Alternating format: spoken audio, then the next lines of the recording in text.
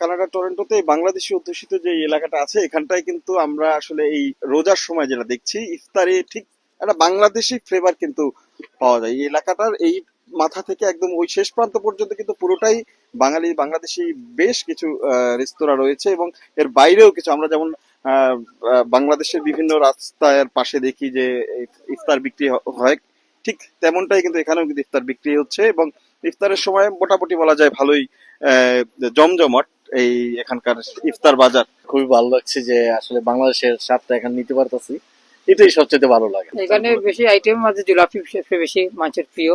বাংলাদেশে যেভাবে জিলাপি চলে এখানে সেইভাবে জিলাপি চলে, এসুলা মুট চলে, যে জালমুড়ি বিক্রি হয়, আলুর চপ বিক্রি হয়, বিভিন্ন জাতের জিনিস বিক্রি করা হয়। এখানে ছাড়াও কিন্তু বড় বড় রেস্তোরাঁ গুলো যেমন রয়েছে, তার পাশে ছোট ছোট কিন্তু বেশ কিছু টেক আউট রেস্তোরাঁ রয়েছে যেখানে বসে খাওয়া যায় না, আসলে সেখান থেকে যেভাবে বললে আর কি পার্সেল নেওয়া যায়। তারাও কিন্তু বাহারি ইফতার নিয়ে এখানে বসেছেন।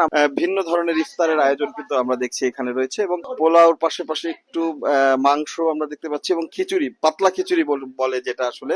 আমাদের অনেক কিছু রয়েছে, যেমন ছোলা, পেঁয়াজু, পাকুড়া, রোল, এরপরে কি বেগুনি, ডিম চপ, মিষ্টি, দই। এখানে সবকিছু আছে, জিলাপি, পেঁয়াজি, এই যে বেগুনের চপ, ছানা বুনা, এভরিথিং গুড, সব ভালো আছে। এখানে কিন্তু বেশ কিছু আমরা দেখি তাদের যে রেগুলার আইটেম, বিভিন্ন প্রকারের বাহারি প্রকারের মিষ্টি, দই, আহ, তাছাড়া বুন্দিয়া, এই সব জিনিসও কিন্তু পাওয়া যাচ্ছে।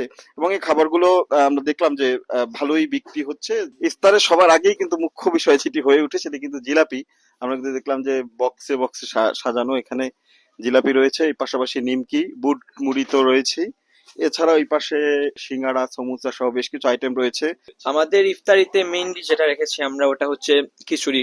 জিলাপি কিন্তু one of the our best item এখন পর্যন্ত। জিলাপি অনেক বেশি আমাদের চলে, তো আমরা জিলাপিও সেল করি, আমাদের বক্স হিসাবে বক্স এর মধ্যে আমরা সেল করি। এছাড়া আমাদের ছোলা আছে, তারপরে বেগুনি যেটা আমরা সবাই জানি, সবার পরিচিত একটা খাবার, সবারই প্রিয়।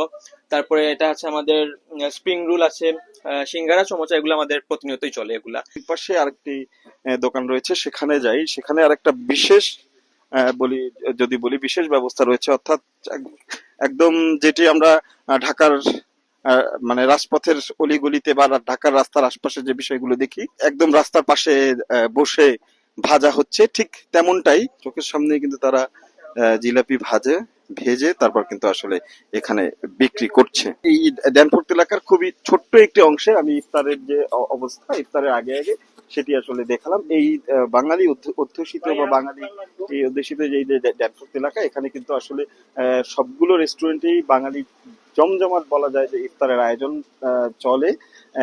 তো আস্তে আস্তে আমি এক এক জায়গায় গিয়ে কোন জায়গায় কেমন ইফতারের আয়োজন সেটি আসলে দেখানোর চেষ্টা করব। তো এই ছিল আপাতত এখনকার মতো আমার কাছ থেকে রাশেদ লিমন, সময় সংবাদ, টরন্টো, কানাডা।